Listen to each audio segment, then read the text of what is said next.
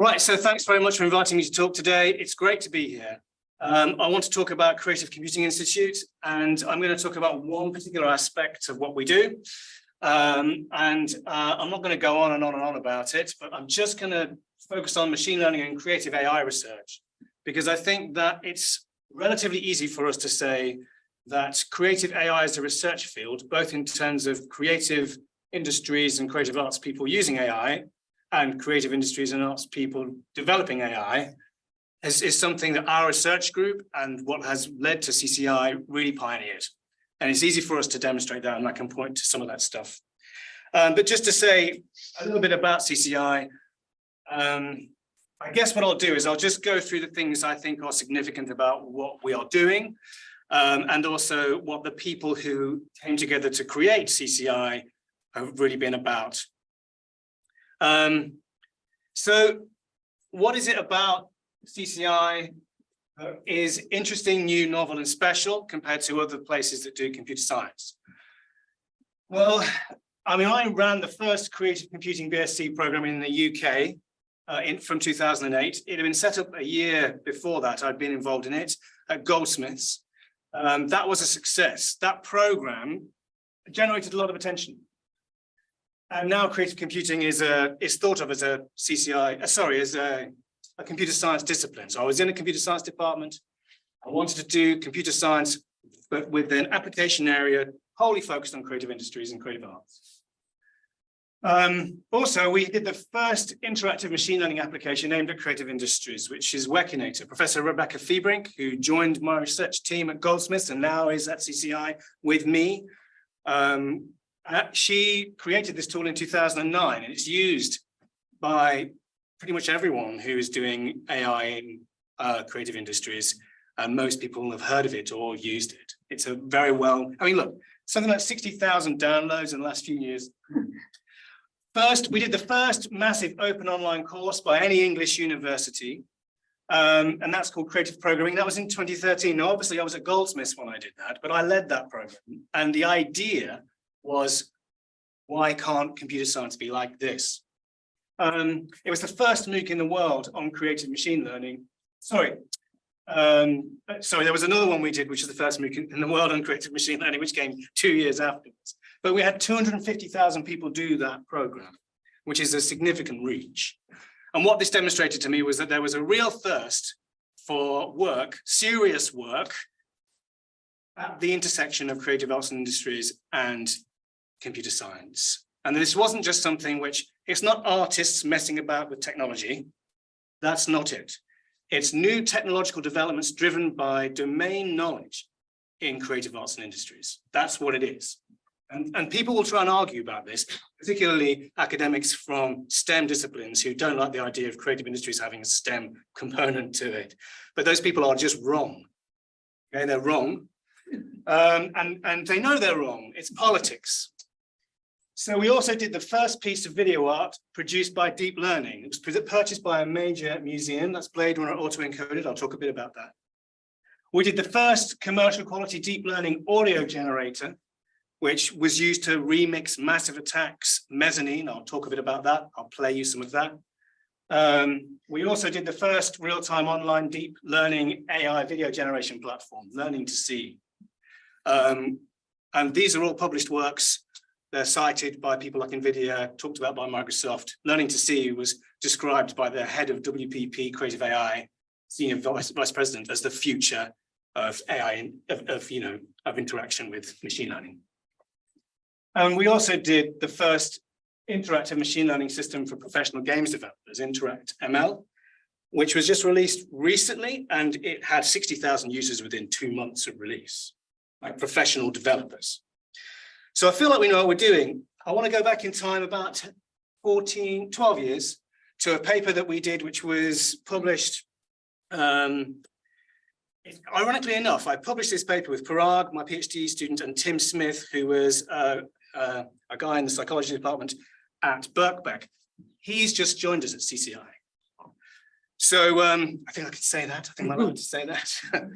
And the idea, what we were trying to do was create cognitive models, cognitively inspired models of visual perception to do, I guess, what we realized is it was hard to talk about anything that was creative unless it was style transfer. There was a kind of prejudice to talk about style transfer because there's this idea that style transfer is somehow interesting to creative people.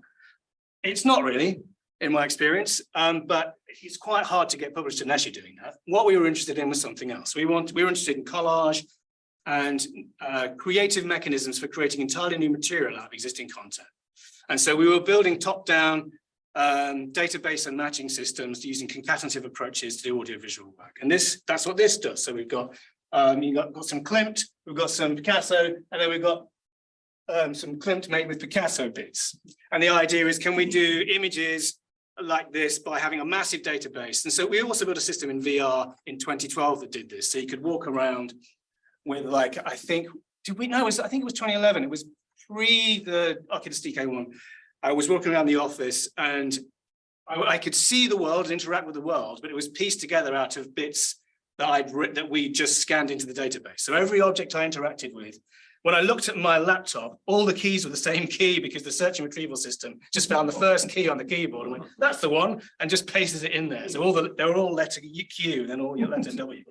Anyway, but it was, so you can imagine that's the sort of stuff we were trying to do. And obviously, this got a lot easier with deep learning. So we spent quite a long time, both in images and sound, trying to find ways of compressing and creating, well, creating new representations of particular sounds and image media, and then using those as generatively to create new kinds of outcomes. And the first time I guess, basically what happened was there were some revolutions in machine learning, which we now all know about, in particular in generative machine learning. We were super excited by these because they were robust representations of visual and sound information. And prior to that, the representations were good, but they're not robust. So we had echo state network models that we created that could get really good representations of sounds and images in a nicely compressed encoded space. But the problem is that as soon as you try to get them to do anything different, they would just create white noise, random. They weren't robust, they weren't flexible. So you needed to have a lot more data, you need to be careful about how you chose that data, and you needed a more complex model. And the echo state networks model didn't work. The deep belief network model really did. And so this is what Jeff Hinton had been writing about. My research assistant said, let's try this with deep belief networks. We tried to do it. Obviously, it was bad for a while. And then one of my students, Terry Broad, got it to work. And I said, what are you going to do? He said, well, he'd done it with a bunch of open source train videos. So we created these artificial train journeys all over Britain, like fake journeys. You know those things, those like dodgy 70s experimental films where you just put a camera on the front of a train, because there's just loads of that stuff knocking around. So we built this generator and just made train journeys, and it was hilarious. And it was also an easy convergence because it's all about perspective. You just got to get the thing to learn the horizon, and then stuff just, and it was funny and also really boring, right? It was really boring. And I said, what are you going to do? He's like, I'm going to use Blade Runner. And I said, please don't use Blade Runner. That's going to be a disaster. I think I was mainly thinking that because I've had to assess so many essays on Blade Runner. I just didn't want to have to look at another one. That's true. I'm just like, not Blade Runner again. And he's like, look, I'm going to give it a try. And he got it to work. We managed to compress and represent the whole of Blade Runner into an autoencoder model using variational autoencoder approach. And the great thing about this is if you put other data in, it would make new versions of the new data. So you could use it as a kind of style transfer if you really had to. Actually, there are interesting things about that because it didn't look like style transfer. Instead, what it looked like was a kind of strange, very nice resolution, I guess reasonable resolution, kind of effect filter. We got into trouble with this. We published the paper. Before the paper came out, it was published at SIGGRAPH in 2016 and then Leonardo 2017. When we did this, when it went online, lots of people got very excited about it because it was the first video. And there were lots of images, still images at the time, and there were deep dream stuff, and there was like weird GIFs, but there wasn't like a whole 2-hour film. And so Warner Brothers issued a takedown straight away. And I was like, this is going to happen. And then Vice did a massive piece on it saying, this is a really breakthrough piece of work. Warner have done typically the thing they normally do, and they've just blocked it, and now no one can watch it. And this gave us loads of really good publicity. And then Warner went, oh, yeah, you guys, you should have it. You do what you like. Because they wanted to release this new Blade Runner film, and they thought this could be, they realized this was actually a good idea. You know, an AI film, the first AI film made about a film about AI, and that whole story was big, was a big story. And there's actually getting it to train on the entire film is tricky, because you end up, to make it robust, to do any kind of robust representations, you've got it sticks on things it knows. It's just making average, it's just trying to find averages, right? It's trying to find a mean representation. And so you've got to inject noise in certain ways in order to get it to understand the variance required. So it's about the kind of noise that you add when you're training, and also other things, optimizations that you do in order to get it to converge. Another project we did, which is a real-time interactive system, is this one with another PhD student of mine, Memo Acton, Learning to See You Are What You See, which was also presented at SIGGRAPH in 2019, but he did the work in 2018. I'm going to play you a little bit of it now. So the audio's going to, yeah, okay. Hopefully, yeah, you can't hear the audio. That's good. So the idea behind this was it's a real-time system. The audio makes it really funny. It's Diamanda Gallas, it's Gloomy Sunday, right? And you've got these feather dusters on one side, and then you've got this kind of ocean on the other side. And this is a real-time interactive interface for creating video. And whatever you do, so all the model knows is the representations you fed it. So you train it on a bunch of ocean, and then it only knows ocean. So if you give it a live camera feed of stuff which isn't ocean, it just assumes it is ocean, because that's all it knows. And so it becomes an interactive system. This was novel at the time. It was shown by NVIDIA at NeurIPS during their keynote, saying this is, you know, back in 2018, I think, and also shown by other people. Relatively well-respected piece. Look, you see, so this just becomes rocks, because what else is it going to be? Like, maybe it's a rock. It must be a rock. It's like, what else could it be? So it's kind of, that's an irony to it. But then also you can change the model. This model is fire. Right, so it only knows about fire, so everything becomes fire. And so you can imagine if you stick this on your VR headset, things get a lot, you know, things are fun. In real time, the whole world is on fire. You can still interact with stuff, talk to your friends, go for a pint, but the world's on fire. So yeah, that's a lot of fun. I enjoy that, although we haven't released anything that does that because, I mean, I don't know. I think we'll just do it. We'll do it for the Apple Vision because it'll be fun. That'll be my contribution to the Apple Vision. Okay, so just to give you an idea, so that's kind of how that works.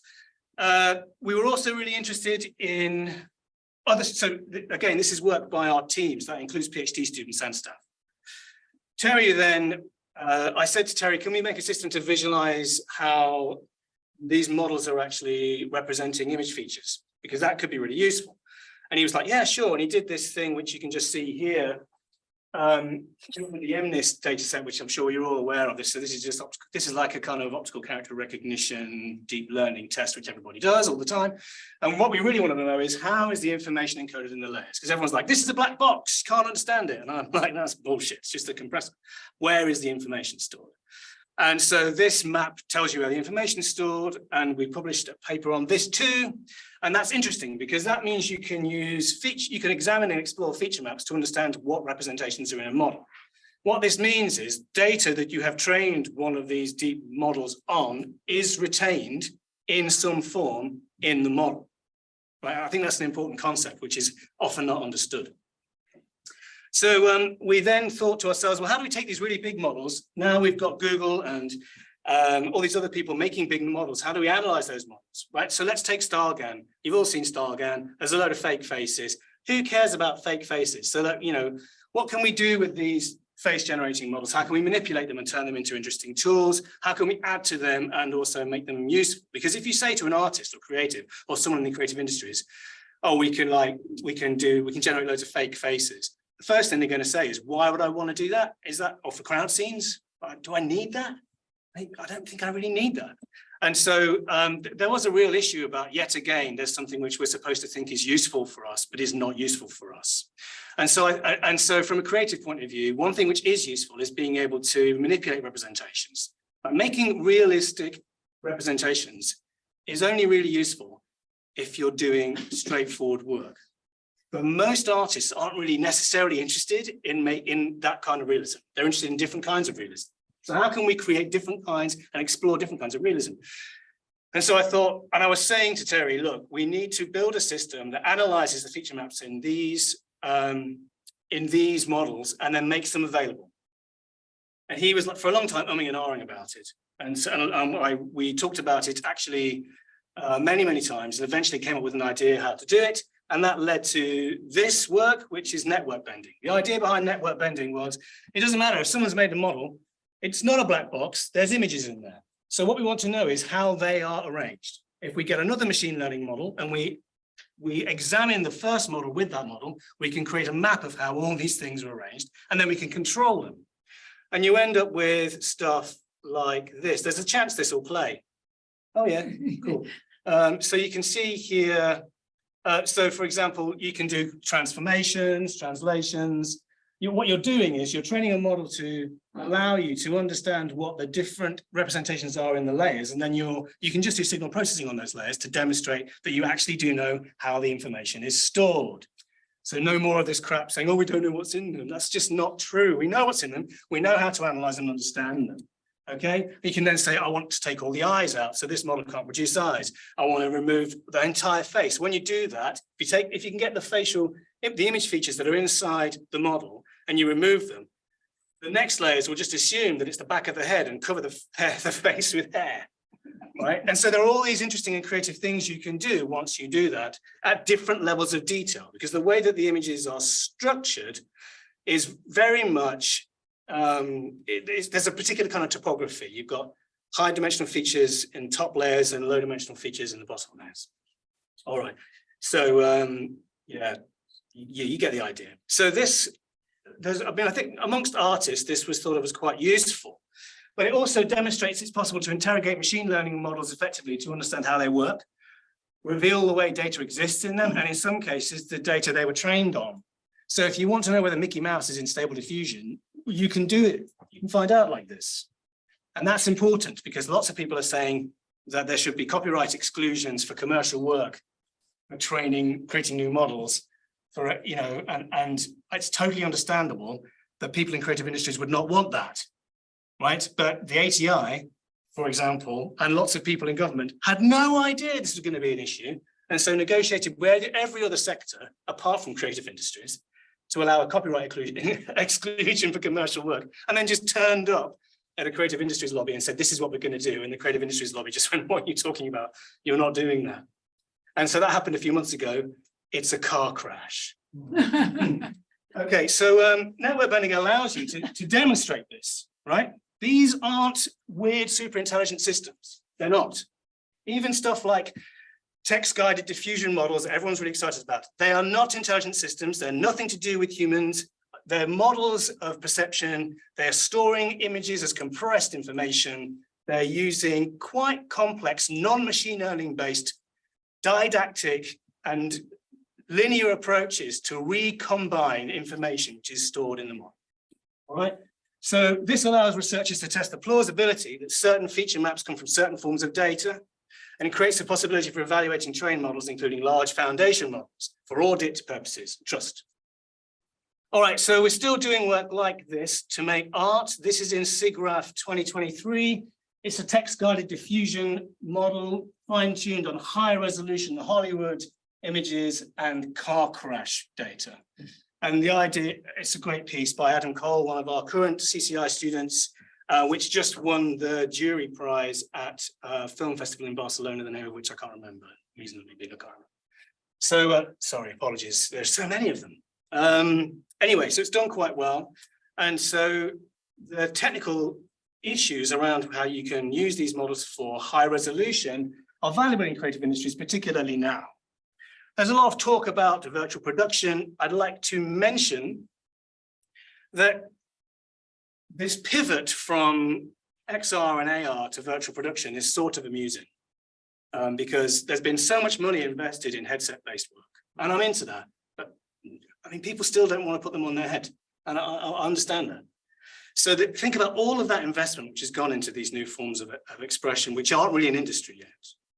Yet we have this existing media, which is on its own, developing its own infrastructure, completely without engagement with any government top-down funding. And they've created more or less that, that industry has created its own way to use contemporary technologies to build new kinds of systems. That's been called virtual production. It's now we've seen this pivot. Everyone's going, oh, I see, that's what we should be doing. Yeah, well, you could have asked the industry what it wanted. That would have saved a lot of time. And so, as predicted, they want to do live action shooting with interactive systems on massive sound stages with LED screens and trackable cameras, because that's their model. And that's difficult enough for them to do. They have some challenges with that. One of the challenges is how do you get the content before the shoot? With generative AI, you have a solution. So we're working with Mars Volume to pilot generative AI-based backdrop creation in high definition, so 8K and above, right? So our students are working at this place which does second unit stuff for Disney, and the director can say, on the back of a napkin, this is what it looks like, draw the actual scene, give it to our system, and it will create it and make it high definition. And they can say, I want it darker, it gets dark. I want it lighter, everything's lit differently. And we're also doing this for video. So we're applying all of these techniques in this environment. Strangely enough, when I talk to other people who are involved in virtual production research grants at UKRI, they have no idea about any of this. I don't know why. It's a mystery to me. It's like literally the obvious next step. Right. Let's talk about music. So I've talked about images. I want to talk about music. Music's really important to us and our research team. I think we're the strongest computer graphics creative industries research team in the UK, as I think I've just demonstrated. I also feel that we're much better at music. I mean, I've got to say this because we're up and coming and we're trying to represent a kind of work which other people don't feel is important and hasn't received any investment or not very much investment in the right ways. So if that sounds arrogant, I'm sorry, but I feel like our work in music is pretty good. So we've built systems for commercial companies, which they struggle to use, but still, which use AI to make music generatively. We've done this for a long time. One example is bronze format. This is now 13, 14 years old, this project. It's a project which was released on iPhone and iPad and online. It uses sequence modeling. Oh, oh yeah, we lost the screen? No, we're all right. To allow artists to create artificially intelligent versions of professional mixes. It's been used a lot by lots of people. The company's still going. We built the whole thing for 20 grand in 2009, 2010. Yeah, just to say, Sigur Rós probably had a biggest success with it so far with this work that's a few years old now. 500,000 people watched this. It was broadcast live on Icelandic television. And the music is real-time live generated by an app which, I don't know if you can hear this. I'm going to have to unmute. Can anyone hear this? How do I get this producing noise? Oh yeah, I just realized that's going to be really important now. Maybe I can just, this isn't my laptop, so it may just be. Oh, hang on, here we go. Here we go. Is that going through? Yes.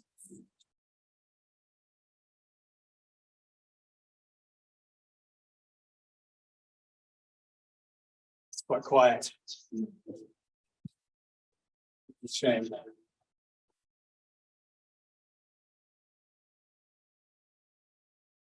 Skip through. So I was pretty sure that I was muted. Okay, what I'm going to do is just mute this because otherwise it's going to be impossible for you to hear.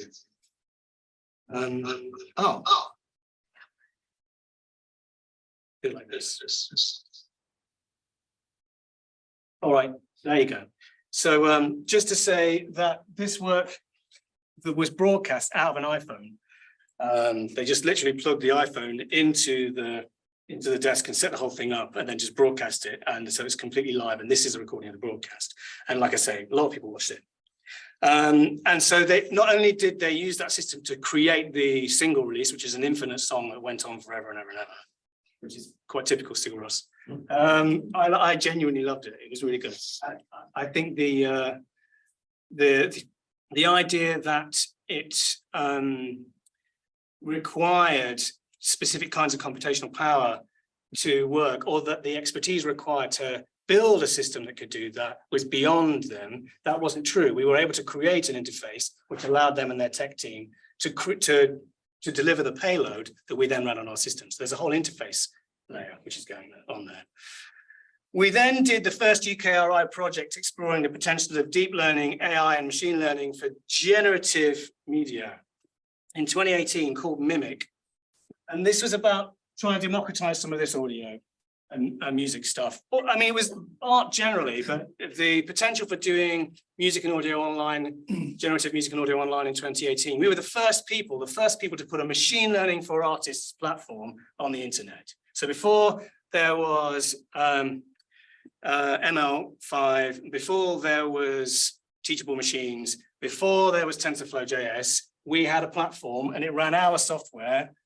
Before any of those platforms, we were there, we were the first. And not only did it have, you could make deep learning neural networks in there if you wanted, you absolutely could. But what we had to do is we played a long game. We had models for deep learning production of audio. And then we did manage to get those to work within about 18 months on this platform. And I'll give you some examples of that. But this also had loads of straightforward machine learning and AI approaches. It was also a programming language, a programming environment, entirely web-based. So it used the web audio framework, which is particularly challenging because the way it's maintained is awful. And the support inside web browsers is really poor. Even so, we were able to create this platform. We then use this platform for our MOOCs. So I mentioned we did some MOOCs. This Introduction to Creative AI MOOC had 60,000 people on it in the pandemic. And we ran it all from this platform. And so we were able to use all of the technologies that we'd built, stick them on this platform, and train people how to use generative AI and AI for classification and for audio and creative art entirely online. So, for example, with this system, someone can send me a link, I can go to the link, I can say this, I can fix it for them, and they can watch me like Google Docs fix it for them. So we use that program a lot for teaching because it makes it easier to support students in a way which is sort of basic. We now have a version of this which supports WebXR. So if you've got no programming experience and you want to make virtual reality systems, we've got an interactive platform just like this, where you can just go there and say, I want to upload a scan from Sketchfab or one that I've done myself. I want to place it in an environment. I want to share the link with my friends. We can then all go and use it. So that's called Accelerate. And we built that. It's built on this platform. And it's a total collaborative development platform for XR where you don't need to use Unity, and it works on every headset. Really, it really does. And so if you're still using Unity for XR, stop. Use WebXR. Okay, so we got really good response rates from this introduction to creative AI. This was co-funded by the Institute of Coding. So, and it was, my view is that of all the things the Institute of Coding did, our project was the most successful. Again, I know that sounds arrogant, but we brought tens of thousands of diverse learners from all over the world to that program of work in ways that no other partner did. And if I said that in front of Ratchet, he would probably cough and spit. The work that Sue Black did was outstanding, really. But I feel like delivering tens of thousands of learners to do interdisciplinary work that is diverse, which isn't just guys in leather jackets, like staring into terminals, right? We are minority white male at CCI, and we always have been, even when we were at Goldsmiths, okay? And we used to get criticized by my EPSRC colleagues. They would come up to me at conferences and say, oh, you're the beautiful people. And they would do this and say, it's because you have the word creative. The word creative. What's a creative? And they would do this to me while I was standing there as a young academic.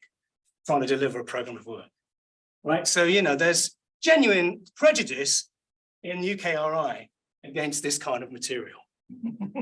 There is. I'm just saying it. Okay. So let's talk about what we did next. So this is the most technical part of this presentation. I'm going to be fast. Okay.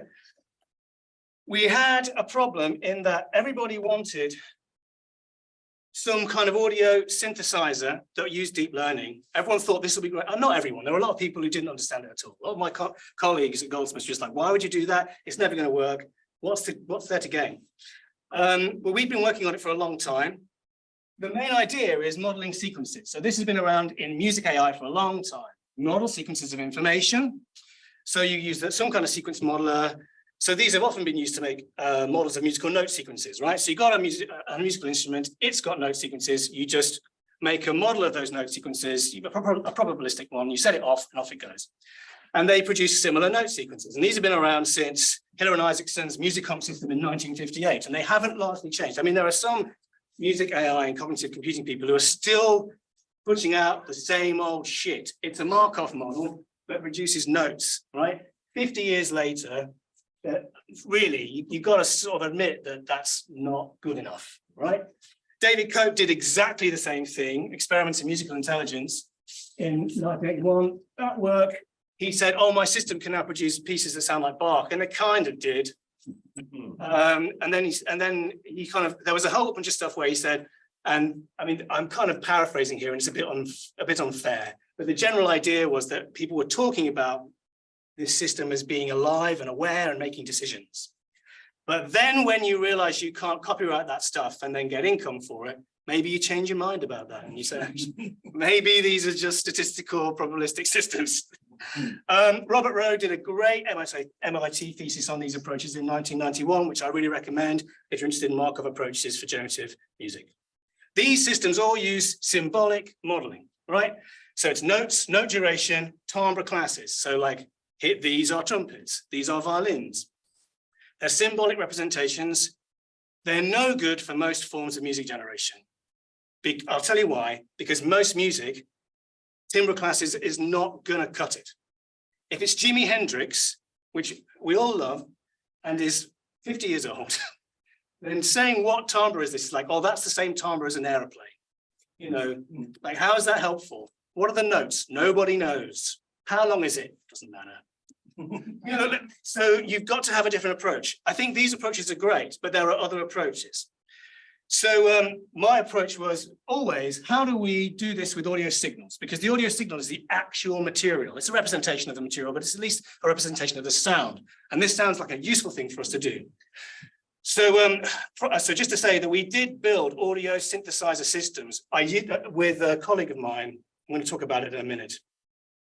A guy called Mike Casey, who was a bit of a mentor for me, who was a member of the Motion Picture Experts Group, amazing guy, great musician, great trombone player, brilliant mathematician, who'd worked on music information retrieval. He said, you could get a bunch of spectral frames and model those spectral frames using a Markov model. He showed me how to do it. And I was like, wow, this just sounds like someone boiling a kettle. And he's like, yeah, but it could work. And so I just thought immediately, I'll use Mike's idea. He wrote this paper called Audio Lexemes in, I don't know, I suppose it's 20 years ago nearly now, which demonstrated that there, in terms of spectrograms of audio data, there are particularly convergent probabilistic outcomes, which means that there's some sort of hierarchy of timbres which you can model, just like you'd model an image.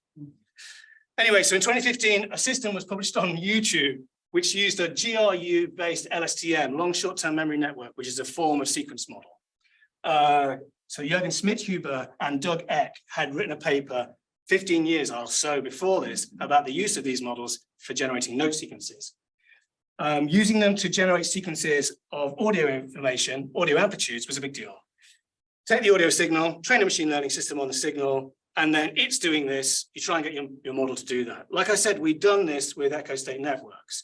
But then what we decided to do was try and do something that was like that. So this didn't use spectral approaches. We decided to use a spectrum, a system that was fast. If we used a spectrum instead of a series of amplitudes, maybe it'd be fast. That's the tough technical bit, right?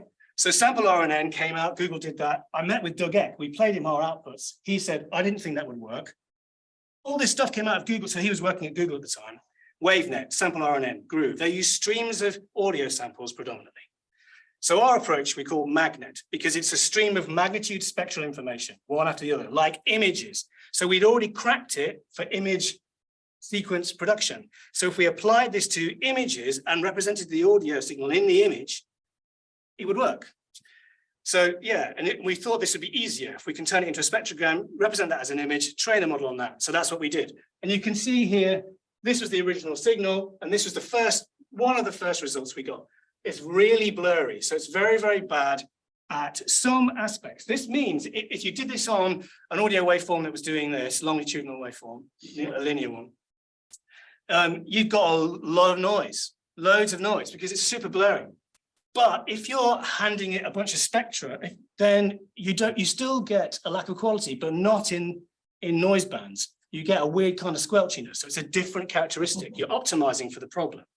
And you get stuff that sounds like this. I can't play at you because you can't hear it. So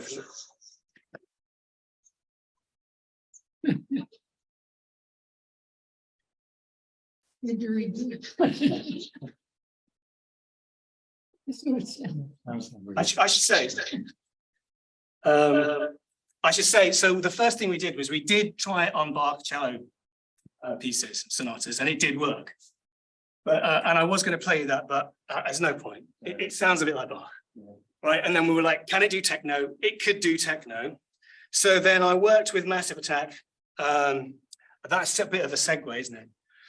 Massive Attack found out about what we had done because I think a student of ours, oh no, what was it? I can't remember what happened. Anyway, so we ended up having a chat with Massive Attack, and they said, can you remix Mezzanine for the 20th anniversary using this approach? And I said, yeah, sure, we'll give you the software. And I think they struggled to get the software to work, so I ended up doing it myself. And it took 18 months. And then I'm going to try and play some. I'm going to have to skip forward. This is very quiet. So frustrating. All right.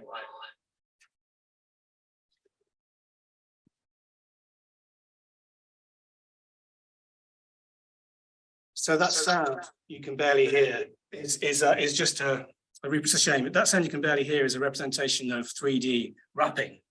But you can't hear any words because our system at the time didn't have any understanding of words. It just did texture. So it knew that the sound production was rapping. It knew that, and it could produce raps, but it couldn't produce raps that made any sense because it had no idea what words were. But it sounded like Rob. And we also had versions that sounded like Elizabeth Fraser. So we have an Elizabeth Fraser model. I'm hoping you all know who Elizabeth Fraser is. She sings on Teardrop, so I had to do a version of Teardrop. We modeled her voice. We made a new version of her lead vocal using this approach. And she makes up her own words anyway. So it actually works perfectly. It's a bit fuzzy around the edges, but it sort of worked. And that has been on tour for 5 years, that piece. The main reason why we've not released it on the internet is because we have a model of Elizabeth Fraser's voice. And the idea that is open season, everyone should be able to use that. Wrong. So in my opinion, although people working in UK government and the ATI would disagree, fortunately, it doesn't matter what they think. Ironically enough, because their entire plan and all those years of work have just gone down the tubes. What a shame. So yeah, so just to finish up, I want to talk about some of the lobbying we've been trying to do over the last 10 years. So this work was written up in the UKRI AI report saying that this band had used this new technology, which is UK tech, to produce this piece. And that was great. And like I say, this was the first deep learning audio generation grant the UKRI had ever had. And we were not at Imperial, and we were not at King's, and we were not at Oxford or Cambridge. We were at Goldsmiths at the time, and then we moved from Goldsmiths and set up CCI and finished the project at UAL, the Creative Computing Institute. And I think that's quite significant because, you know, this is a big deal. This is what everybody on the internet is freaking out about right now. We were doing that work before anyone knew what it was or what the power of it was going to be. So, for example, we got commissioned to use that tech in the new Frank Gehry building in Arles, and there's a robot, Marilyn Monroe, which talks in high quality with the sound of Marilyn Monroe using a speech synthesizer we created with exactly the same tech. So I worked with Nesta before they were destroyed to call for a UK Centre for AI and Creative Industries, because I felt like if we didn't do something about these issues, didn't create a research and knowledge base, didn't fund industry and academia to figure out where the issues were and create a roadmap for regulation, that it was going to be a car crash. We got an email back from Rishi Sunak saying, great, thanks, that's great, full stop. And then Nesta and their entire creative industries division, well, their approach to creative industries, their strategy sort of changed overnight. You know, I worked with them quite a lot to help them get a good research underpinning for the work that they produced, demonstrating how important it was. There's a great piece that I helped with them produce called The Art in the Artificial, several years ago now, which laid out the arguments, made it really clear why this was important for UK productivity, made it really clear what the benefits and the problems were going to be, including all the legal ones. You know, I'd already spoken to armies of lawyers about this, you know, and not just like randoms. I went to Sotheby's and Christie's, I gave talks. You know, we were desperately saying, this is going to be a problem. We need to think about these issues. We need to have tools, we need to have research. Nothing, not a sausage. So yeah, I think that just to say, this is InteractML. So this is, we just took our stuff, we just kept doing what we do, even though we couldn't get a rise. InteractML is a platform which is now in the Unreal and in the Unity framework, which has got hundreds of thousands of developer users now, which takes some of our tech and just allows game devs to use it without any knowledge of AI. We're also doing that in collaboration with Sony. So Sony are now working, Sony have put a person in our lab just to work with us on our technology and approaches, right? This is from Sony Japan. So our reach is fairly strong. We're also working on a UKRI funded project called Towards a National Collection, where what we're doing is we are trying to, I'm thinking about the future, you know, where are the issues? How can we deal with those issues? How can machine learning be used as a tool in heritage contexts to solve contemporary problems? And there's loads and loads of scope for this. The problem is that nothing really has been done. There's been one or two projects. There has been a good project that was in the ATI, actually, I've got to say, run by Ruth.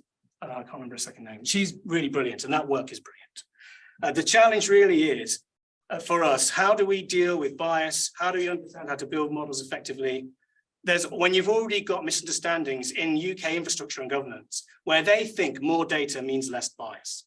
If you can't understand that that's wrong, you shouldn't be in that job. More data does not mean less bias. So even the most basic things are not understood by people whose job it is to help us get this right.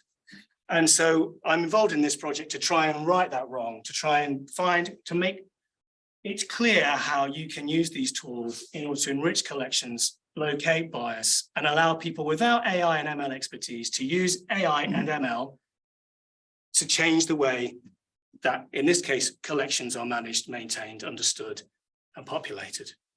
Colonialism being one of the biggest issues, right? How do you understand and represent the way in which people's cultural heritage is kind of more or less abused or disabused by the hierarchy which runs these institutions? All right, so that's more or less, that's what we do. Creative industry, we don't just do AI, okay? But AI is the one thing I've come here to talk about today because I think it's important. We've been doing it a long time, but there are many other things we're interested in. But it'll be great to have any questions. And also tonight, I'm going to be chairing an event at CCI. And come if you can. We're in Peckham at the moment. We're about to open, in the next couple of months, we'll be opening a new centre, central London, in Holborn, with a brand new computer science program and brand new data science program. That launches in 2 months' time. And we've just hired another 30 people. So we are going to make a change. We're going to change the way that we do this. But if you want to come along and meet some of our younger, up-and-coming researchers, including Ken, who runs the processing, currently is working with the Processing Foundation to release processing, and Yasmin, who's worked for the ATI, then please do come. But thanks very much for listening.